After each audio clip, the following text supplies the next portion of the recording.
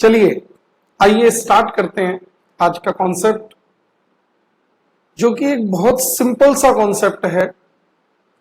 अगर मैं सीधे सीधे कहूं तो ये कॉन्सेप्ट कोई फाइनल लेवल का नहीं कहा जाना चाहिए, ये नॉर्मली इंटर लेवल का ही कॉन्सेप्ट है।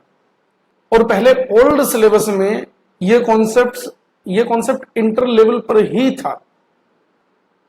चलो देखते हैं।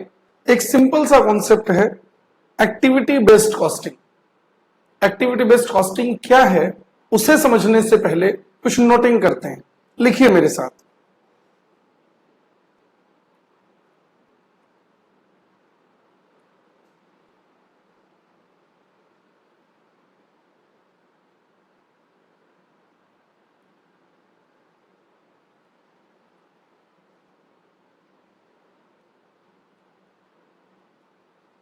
As per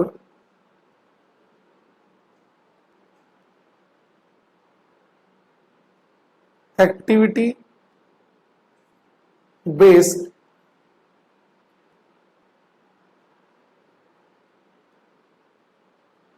costing concept,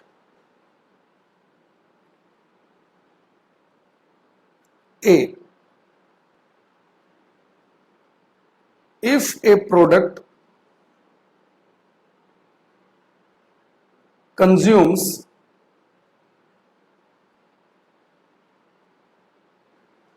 high volume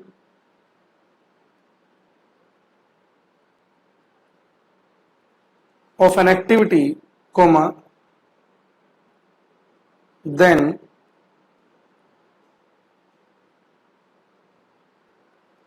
that product should absorb higher amount of overheads of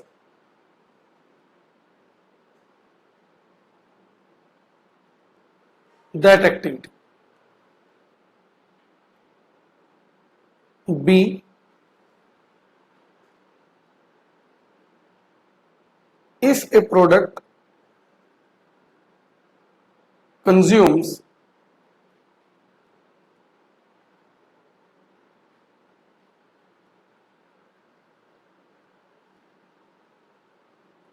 less volume of an activity, comma, then that product should absorb less amount of overheads of that activity.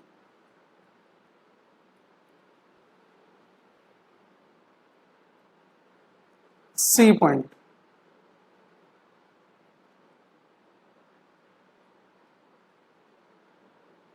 If a product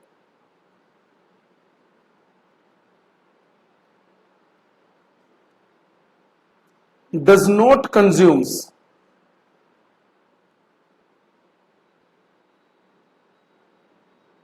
if a product does not consume an activity, comma, then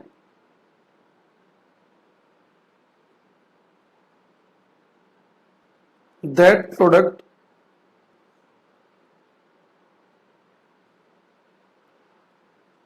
should not absorb any amount of overheads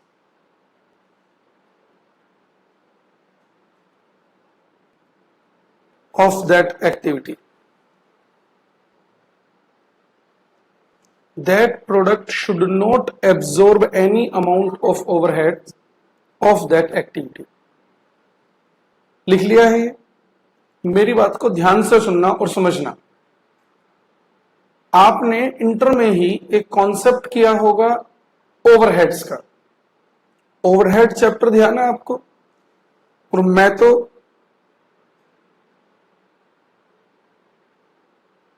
overheads की अगर बात करता हूं तो मैं student से कहता भी हूं कि एक ओवरहेड का एक चैप्टर ऐसा है जो लाइफ में हमेशा आपके काम आता रहेगा, जो लाइफ टाइम यूज होता रहेगा। समझते हैं एक बार। देखिए, ओवरहेड चैप्टर में आपने क्या सीखा था? ओवरहेड चैप्टर में आपको सिखाया गया था कि प्रोडक्ट की कॉस्ट में ओवरहेड का अमाउंट कैसे ऐड किया जाए। उसके लिए आपको टोटल 6 तरह के रिकवरी रेट निकालने सिखाए गए होंगे। याद आ रहा है कुछ आपको? एक मेथड था direct material cost percentage rate, labour cost percentage rate, prime cost percentage rate. ये 3 मेथड थे परसेंटेज वाले मेथड। फिर था labour hour rate, machine hour rate and output basis, जहां पर आप टोटल ओवरहेड्स को, बजटेड ओवरहेड्स को सीधा सीधा बजटेड आउटपुट से डिवाइड करके ओवरहेड रेट पर यूनिट निकाल लेते थे। और फिर किसी भी प्रोडक्ट को बनाने में जो भी, जिस बेसिस पर भी आपने रिकवरी रेट निकाला है, मान लीजिए आपने मेटेरियल कॉस्ट परसेंटेज बेसिस पर रिकवरी रेट निकाला है, तो किसी प्रोडक्ट को बनाने में जितना मटेरियल लगता है उस मटेरियल कॉस्ट को उस परसेंटेज से अप्लाई करते हुए ओवरहेड का अमाउंट ऐड करते थे। मैं चलो एक एग्जांपल लेकर समझाता हूं इस बात को। मान लीजिए कंपनी ओवरहेड रिकवर करती है लेबर आर रेट के बेसिस पर, तो आपने लेबर आर रेट कैसे निकाला था देखते हैं।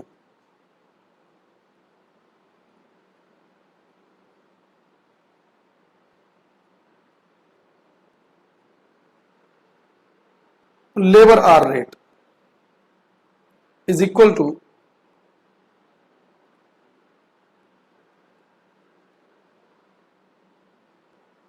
Total overheads divide by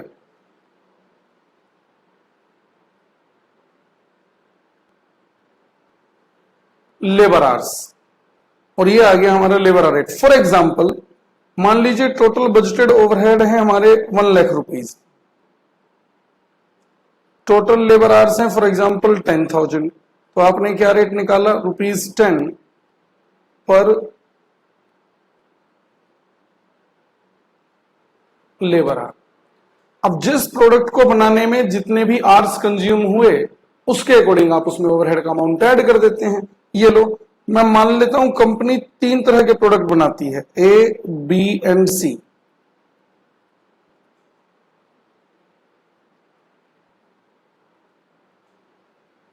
labour hours, A बनाने में फॉर एग्जांपल 2 आवर्स लगते हैं, बी में 5 आवर्स, सी में 10 आवर्स।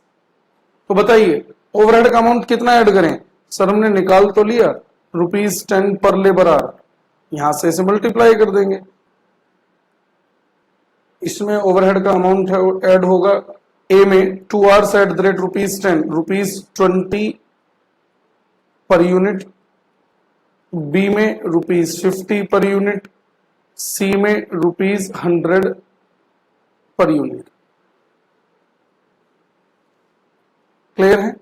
ये आपने लेबर आवर रेट निकालकर किसी भी प्रोडक्ट में कितने भी घंटे वर्कर काम करता हो, ₹10 पर आवर के रेट से ओवरहेड का अमाउंट आप उस प्रोडक्ट में एब्जॉर्ब करते थे। एब्जॉर्ब वर्ड यूज किया है मैंने, इसे ही तो हम एब्जॉर्प्शन कॉस्टिंग कहते हैं। यानी जहां पर ओवरहेड का अमाउंट प्रोडक्ट की कॉस्ट में ऐड किया जाए, जहां पर फिक्स्ड ओवरहेड का अमाउंट भी प्रोडक्ट की कॉस्ट में ऐड किया जाए, वही तो एब्जॉर्प्शन कॉस्टिंग है। अब सोचकर बताइए जरा ध्यान से, ये आपने इंटर में कर लिया है, ठीक है। मैं अब से कुछ एक्स्ट्रा चीजें डिस्कस कर रहा हूं, ध्यान से सुनना। ये जो टोटल ओवरहेड 1 लाख का अमाउंट है, इसमें कुछ ओवरहेड मशीन के भी हैं, मशीन्स के।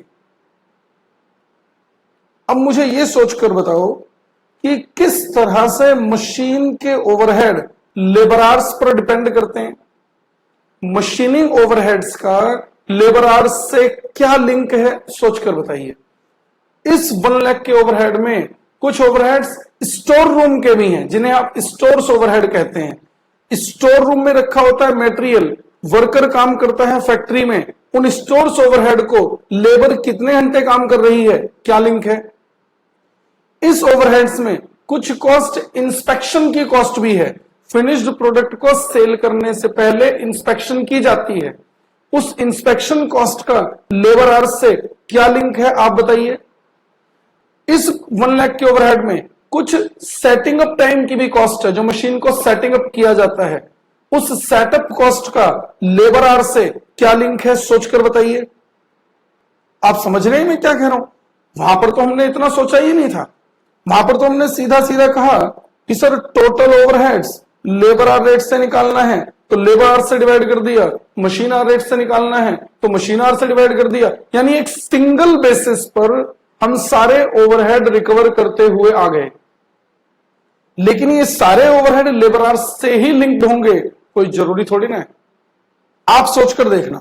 फॉर एग्जाम्पल ध्यान से समझना, मान लेते हैं इस 1 लाख के ओवरहेड्स में 40,000 रुपीज के ओवरहेड जो है वो मशीन से रिलेटेड है, मशीन से रिलेटेड। लेकिन हमने तो सोचा ही नहीं, हमने तो टोटल ओवरहेड्स को एक ही साथ लेबर आवर से डिवाइड कर दिया। अब आप सोचकर बताओ, अगर इस 1 लाख में 40,000 मशीन से रिलेटेड है तो ये जो 10 रुपीज पर आवर हमने निकाला है इसमें भी ₹4 मशीन से रिलेटेड होगा, ₹4 मशीन से रिलेटेड होगा। इतनी बात ठीक है। इन तीनों प्रोडक्ट्स को बनाने में मशीन आवर्स कितने कितने लगते हैं, मैं वो लिखता हूं। मशीन आवर्स ए बनाने में मशीन 10 घंटे चलाई जाती है पर यूनिट, ठीक है। बी बनाने में मशीन 2 घंटे चलाई जाती है पर यूनिट। सी बनाने में कोई मशीन चलती ही नहीं।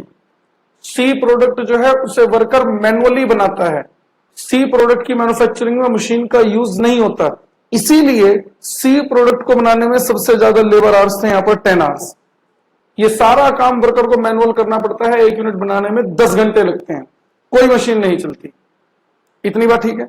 सोचकर बताना जरा, अगर यहां पर जैसा कि मैंने आपसे कहा ₹4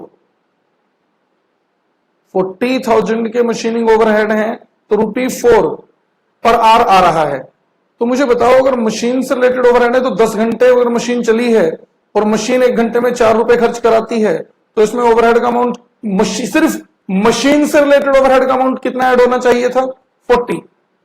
इधर मशीन से रिलेटेड ओवरहेड का अमाउंट 1, इसमें मशीन से रिलेटेड ओवरहेड ऐड होने ही नहीं चाहिए। इतनी बात ठीक है। और ध्यान दो जरा, ध्यान से प्लीज, मैंने आपसे कहा सी बनाने में मशीन चलती ही नहीं है, मैंने आपसे कहा इस 10 रुपए में 4 रुपए मशीन से रिलेटेड हैं। सोचना जरा, जब यहां पर मैंने 10 रुपए का रेट मल्टीप्लाई किया होगा तो इस 100 में 40 रुपीज मशीन से रिलेटेड ऐड हो गए होंगे या नहीं। मैंने क्या कहा, ये जो 10 रुपए का रेट है इसमें 4 रुपये मशीन से रिलेटेड आ गए, क्योंकि टोटल 1 लाख में 40,000 था। तो इस 10 में अगर 4 रुपये मशीन से रिलेटेड है तो इस 100 में 40 रुपीज तो मशीन से रिलेटेड ही हुए होंगे। सी बनाने में मशीन चलती नहीं है और इसमें भी 40 रुपीज आपने मशीन से रिलेटेड ओवरहेड ऐड कर दिए। क्या ये प्रोडक्ट की सही कंप्यूटेशन हो रही होगी। ए प्रोडक्ट की बात करो, ए, मैंने अभी आपको प्रैक्टिकल दिखाया कि अगर ए बनाने में 10 घंटे मशीन चलती है तो इसमें 40 रुपए तो सिर्फ मशीन से रिलेटेड आने चाहिए। हमने टोटली कितने ऐड किए हैं पुराने मेथड में, हमने टोटल ही ऐड किए हुए ओनली ₹20, जबकि मशीन से रिलेटेड सिर्फ 40 रुपीज आते हैं। आप सोचो क्या प्रोडक्ट की कॉस्ट ठीक से निकल पाती होगी। एक्टिविटी बेस्ड कॉस्टिंग यही कहती है कि सारे ओवरहेड्स को एक सिंगल रिकवरी रेट के बेस पर कंप्यूट करके रेट बांट देना कहां तक ठीक है। फिर इस सिस्टम को, इस एब्जॉर्प्शन कॉस्टिंग के सिस्टम को इस ओवरहेड चैप्टर में, कुछ जो ओवरहेड चैप्टर आपने किया है वो ऐसा ही है, इसलिए हम उस टेक्निक को कहते हैं ट्रेडिशनल टेक्निक। उस अप्रोच को हम नाम देते हैं कन्वेंशनल अप्रोच, ट्रेडिशनल अप्रोच जो पुराने टाइम में था। सर फिर हम कैसे ओवरहेड को बांटें। अगर ये आप ओवरहेड का तरीका गलत बता रहे हैं तो ओवरहेड का फिर बांटने का तरीका क्या होना चाहिए। ध्यान से सुनिए, ये जो नई टेक्निक है इसे हम यही कहते हैं, ध्यान से सुनो, ये जो 1 लाख रुपीज के ओवरहेड टोटल हैं ये सारे ओवरहेड उठाकर एक सिंगल बेसिस पर कि सर सिर्फ लेबर आवर्स पर ही बांट देते हैं, ऐसा नहीं करना चाहिए। इस 1 लाख का प्रॉपर एनालिसिस करना चाहिए कि इस 1 लाख के टोटल ओवरहेड्स में कितना अमाउंट किस चीज से रिलेटेड है, कितना अमाउंट किस एक्टिविटी से रिलेटेड है। मैंने वर्ड यूज किया है एक्टिविटी, ध्यान से सुनना। मशीन पर काम करना एक एक्टिविटी है, मशीन को सेटअप करना एक एक्टिविटी है, प्रोडक्ट की इंस्पेक्शन करना एक एक्टिविटी है। अच्छा, मशीन पर काम करना एक एक्टिविटी है, तो मशीन से रिलेटेड ओवरहेड कितने हैं उसका अलग एनालिसिस करो। इस 1 लाख में सेटअप कॉस्ट कितनी है अलग से एनालिसिस करो। इस 1 लाख में टेस्टिंग कॉस्ट कितनी है अलग से एनालिसिस करो। इस 1 लाख में क्वालिटी कंट्रोल कॉस्ट कितनी है अलग से एनालिसिस करो। यानी इस टोटल ओवरहेड्स को अलग अलग अलग अलग एक्टिविटी में डिवाइड कर लें। जैसे मैंने कहा मशीन पर काम करना एक एक्टिविटी है। अब मुझे ये बताओ कि मशीन से पर काम करना अगर एक एक्टिविटी है तो मशीन पर काम करें तो ओवरहेड किस चीज पर डिपेंड करेंगे? मशीन आवर्स, कितने घंटे मशीन चलती है। मशीन पर काम करना एक एक्टिविटी, ये मशीन की कॉस्ट किस चीज पर डिपेंड करेगी? Machine hours. इस मशीन आवर्स को हम नाम देंगे कॉस्ट ड्राइवर। क्या नाम देंगे? Cost driver. इंस्पेक्शन करना एक एक्टिविटी है, इंस्पेक्शन की कॉस्ट किस चीज पर डिपेंड करेगी? नंबर ऑफ इंस्पेक्शन पर। तो नंबर ऑफ इंस्पेक्शन क्या हो गए? Cost driver. सेटअप करना एक एक्टिविटी है, सेटअप कॉस्ट किस चीज पर डिपेंड करेगी? नंबर ऑफ सेटअप्स पर। तो नंबर ऑफ सेटअप क्या हो गए? Cost driver. यानी इस टोटल ओवरहेड के अमाउंट को अलग अलग अलग अलग एक्टिविटी में पहले एनालिसिस करें। हर एक्टिविटी के लिए एक सुटेबल कॉस्ट ड्राइवर आइडेंटिफाई करें। कॉस्ट ड्राइवर बोला है मैंने, एक सुटेबल कॉस्ट ड्राइवर आइडेंटिफाई करें और फिर उसके बेसिस पर हर एक्टिविटी के लिए एक अलग से रेट निकालें। यानी अगर टोटल ओवरहेड्स 5 एक्टिविटी में डिवाइड हो गए हैं तो 5 रिकवरी रेट निकाले जाने चाहिए, हर एक्टिविटी का अलग। और अब इस रिकवरी रेट को हम नाम देंगे कॉस्ट ड्राइवर रेट। और फिर उसके बेसिस पर ओवरहेड का अमाउंट किसी प्रोडक्ट की कॉस्ट में ऐड किया जाना चाहिए। बात समझ आ रही है? अगर ए प्रोडक्ट बनाने में, ध्यान से प्लीज,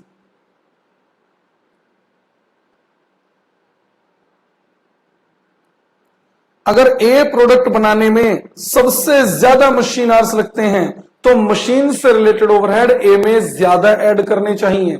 अगर बी प्रोडक्ट बनाने में कम मशीन आवर लगते हैं तो बी प्रोडक्ट की कॉस्ट में मशीन से रिलेटेड कॉस्ट कम ऐड की जानी चाहिए। और अगर सी बनाने में मशीन चलती ही नहीं है तो सी की कॉस्ट में मशीन से रिलेटेड ओवरहेड का अमाउंट ऐड बिल्कुल भी नहीं करना चाहिए। देखो जरा, पुराने मेथड में तो हो जाता था, वहां हम सोचते ही नहीं थे इस तरह से। इतनी बात समझ आ रही है? यही बात मैंने आपको ऊपर लिखकर दिखाई है। अब पढ़ो जरा, हमने यहां पर नोटिंग की क्या है, ये देखिए। एज पर एक्टिविटी बेस्ड कॉस्टिंग कॉन्सेप्ट क्या लिखा है?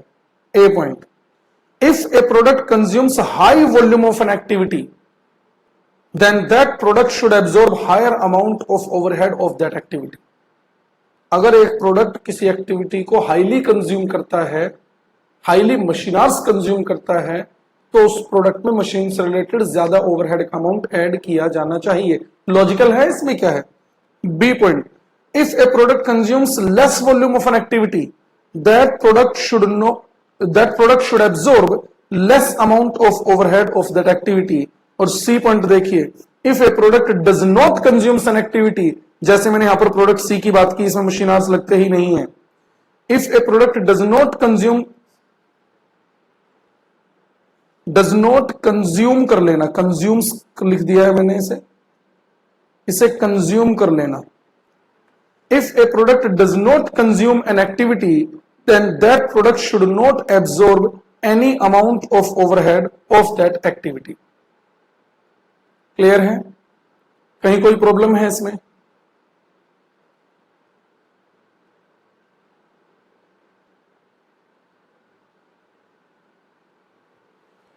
यहां तक लिख लिया आपने?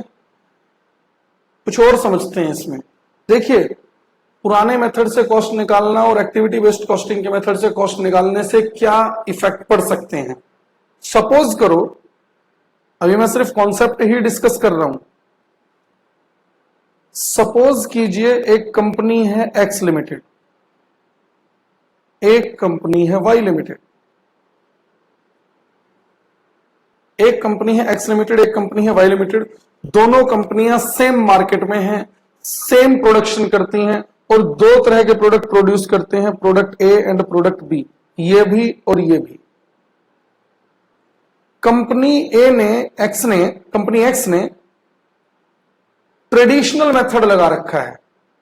ट्रेडिशनल यानी सारे ओवरहेड्स को एक ही बेसिस पर उठाकर बांट देने का, जबकि वाई लिमिटेड ने एक्टिविटी बेस्ड कॉस्टिंग इंप्लीमेंट की हुई है।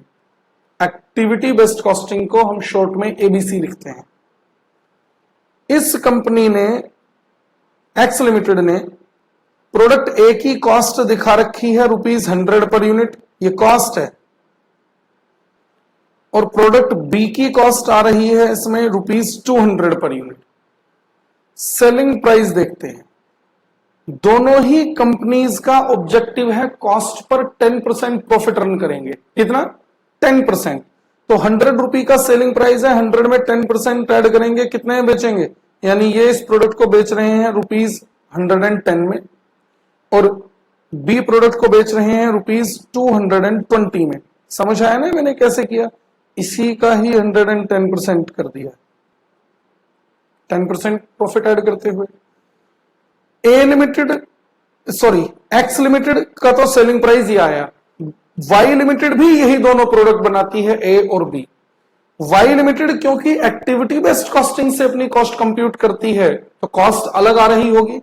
इनका जो प्रोडक्ट ए है उसकी कॉस्ट आती है ₹140 और बी की कॉस्ट आती है ₹180।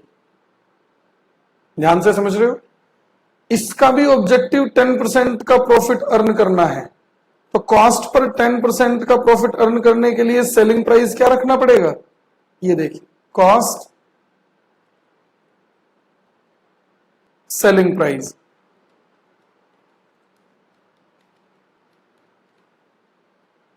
₹154,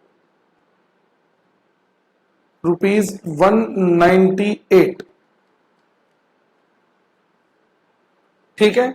सेम मार्केट में सेम प्रोडक्ट बनाते हुए कंपनी ने अपना सेलिंग प्राइस ये रखा हुआ है। आप सोचो, आप इन प्रोडक्ट्स के, इन कंपनीज के कस्टमर हैं। आपने प्रोडक्ट एक्स खरीदना है, आप किससे खरीदेंगे? एक्स लिमिटेड वही प्रोडक्ट ए आपको दे रही है ₹110 का, वाई लिमिटेड वही प्रोडक्ट ए आपको देती है 154 का। आप किससे लोगे? सर हम एक्स लिमिटेड से लेंगे, ₹110 का, वाई से क्यों नहीं, महंगा दे रहा है। सेम इसी तरह देखकर बताओ, प्रोडक्ट बी किसका खरीदोगे? एक्स लिमिटेड ये प्रोडक्ट बी बेचती है ₹220 में, और वाई लिमिटेड ये प्रोडक्ट बी बेचती है 198 में। आप किससे खरीदेंगे? आप खरीदेंगे वाई लिमिटेड से। आप समझो, एक्स लिमिटेड का प्रोडक्ट ए बिकता जा रहा है, बी नहीं बिक रहा। वाई लिमिटेड का प्रोडक्ट बी बिकता जा रहा है, ए नहीं बिक रहा। अच्छा एक बात बताओ, ये जो हमने कॉस्ट निकाली है 100, 200 या 140 और 180, कौन सी कंपनी ने अपनी कॉस्ट सही कंप्यूट की हुई है? कौन सा मेथड सही है? वो मैंने अभी थोड़ी देर पहले एग्जांपल लेकर आपको समझाई है बातें। ट्रेडिशनल अप्रोच क्या थी और एक्टिविटी बेस्ड कॉस्टिंग क्या कहती है। कौन सी अप्रोच से किसी भी प्रोडक्ट की कॉस्ट सही कंप्यूट होती होगी? एक्टिविटी बेस्ड अप्रोच से। यानी प्रोडक्ट ए बनाने की कॉस्ट कितनी है? ₹140। इसका मतलब ये नहीं है कि एक्स लिमिटेड में जो प्रोडक्ट बनता है तो ₹100 बनता है, बनता यहां पर भी 140 में ही है, लेकिन इनका कॉस्ट को कंप्यूट करने का तरीका गलत है। अब आप सोचो, ए प्रोडक्ट को बनाने की एक्स लिमिटेड में भी कॉस्ट आती 140 पर यूनिट ही है, लेकिन ठीक से कंप्यूट ही नहीं कर पा रहे, पुराने मेथड के बेस पर चल रहे हैं। यही नहीं पता चल रहा कि प्रोडक्ट बन कितने में रहा है। पुराने मेथड से ओवरहेड को ऐड कर देते हैं, एब्जॉर्ब कर देते हैं। तो कॉस्ट ऐसा नहीं है एक्स लिमिटेड में 100 रुपए में एक यूनिट बन रही है, बनती यहां पर भी 140 में है। इन्होंने गलत कंप्यूटेशन करते हुए 100 रुपीज दिखा रखा है। और सोचो इस प्रोडक्ट को बनाने में खर्च इनके भी 140 ही हो रहे हैं। 140 रुपए में ये प्रोडक्ट ए को बनाकर कितने में बेच रहे हैं? 110 रुपए में। खुद प्रोडक्ट 140 का बनाते हैं, 110 में बेच देते हैं। इन्हें पता ही नहीं है कि इन्हें लॉस क्यों हो रहा है। समझ आ रही बात? लॉस हो रहा है। अच्छा, ये लॉस जहां से रिकवर हो सकता था प्रोडक्ट बी से, प्रोडक्ट बी इनका बिक ही नहीं रहा। अब प्रॉब्लम समझ रहे हो? इनका प्रोडक्ट सिर्फ ए बेचा जा रहा है, कस्टमर सिर्फ ए ही प्रोडक्ट की डिमांड करता है। ए बेचते हैं, 140 में बनाते हैं, 110 में बेच देते हैं, क्योंकि इन्हें पता ही नहीं है कि 140 में बन रहा है। प्रोडक्ट की कॉस्ट इन्होंने 100 रुपए दिखा रखी है। सोचो जरा, बी इनका बिकेगा नहीं और ए बिकता जाएगा, ए से इन्हें लॉस हो रहा है, इन्हें पता ही नहीं है। यानी कंपनी अगर अपने प्रोडक्ट की कॉस्ट ठीक से कंप्यूट ना करे तो सिर्फ इस वजह से भी लॉस में जा सकती है। यहां पर इस कंपनी को लॉस क्यों हो रहा है इन्हें यही पता नहीं चल रहा। वाई लिमिटेड के पॉइंट ऑफ व्यू से सोचो, इनका प्रोडक्ट बी ए नहीं बिक रहा, कोई बात नहीं, बी तो बिक रहा है। 180 रुपए की जिस प्रोडक्ट की कॉस्ट है वो 180 रुपए का प्रोडक्ट बनाकर ये 198 में बेचने हैं, 18 रुपए पर यूनिट रन कर रहे हैं, तो प्रॉफिट तो रन कर रहे हैं। आप समझ पा रहे हैं? एक्स लिमिटेड के पॉइंट ऑफ व्यू से सोचें तो देखो कितनी बड़ी दिक्कत है। जो प्रोडक्ट एक्चुअल में 140 में बन रहा है उसे ये 100 रुपए पर दिखा रहे हैं, कॉस्ट गलत कंप्यूट करते हुए, और 140 में बनाकर 110 पर बेच रहे हैं, लॉस। प्रोडक्ट बी देखो, प्रोडक्ट बी जो प्रोडक्ट एक्चुअल में 180 की कॉस्ट है, जिसकी 180 की, उन्होंने गलत कंप्यूट करके 200 रुपए की कॉस्ट दिखा रखी है, और 200 रुपए में फिर 10% प्रॉफिट ऐड करके 220 रुपए में बेचने की कोशिश कर रहे हैं। ये प्रोडक्ट बिक ही नहीं रहा। कॉस्ट इसकी भी 180 आती है एक्स लिमिटेड में बी बनाने की, इन्हें पता ही नहीं है, इन्होंने गलती से 200 रुपए कंप्यूट की हुई है पुराने मेथड से, इनका ये प्रोडक्ट बिक नहीं रहा। जो प्रोडक्ट बिक रहा है उससे लॉस हो रहा है, जिससे प्रॉफिट मिल सकता है वो प्रोडक्ट बिक नहीं रहा। ये कंपनी सिर्फ इसलिए लॉस में जा रही है क्योंकि इसने कॉस्ट ही गलत कंप्यूट की हुई है। यानी अगर कोई कंपनी अपनी प्रोडक्ट की कॉस्ट को ठीक कंप्यूट ना करे तो सिर्फ इस वजह से भी लॉस में जा सकती है। बात समझ आ रही है? इनमें से जो भी मैंने लिखा है आपने कुछ भी कंप्यूट करने की जरूरत नहीं थी। जो आपने कंप्यूट करना था वो सिर्फ ये पॉइंट थे, यहां तक एबीसी जो मैंने पॉइंट लिखाए हैं आपको। इसके बाद पुराना मेथड क्या था और नया मेथड क्या है वो मैंने यहां पर आपसे डिस्कस कर लिया है। एक बार इसका प्रैक्टिकल एग्जांपल समझते हैं, उससे भी पहले एक नोट लिखें।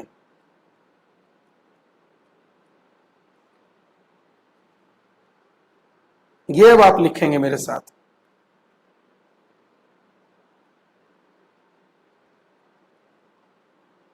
In activity based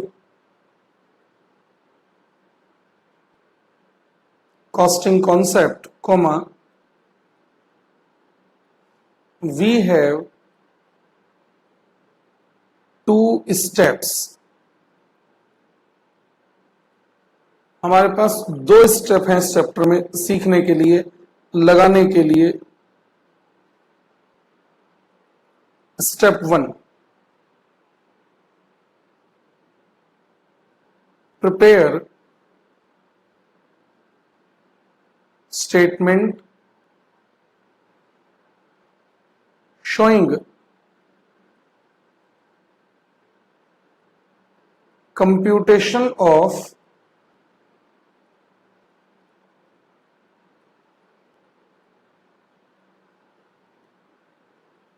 cost driver rate।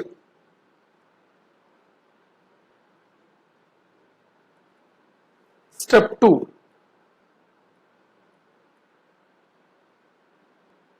prepare statement of cost, statement of cost driver rate and statement of cost।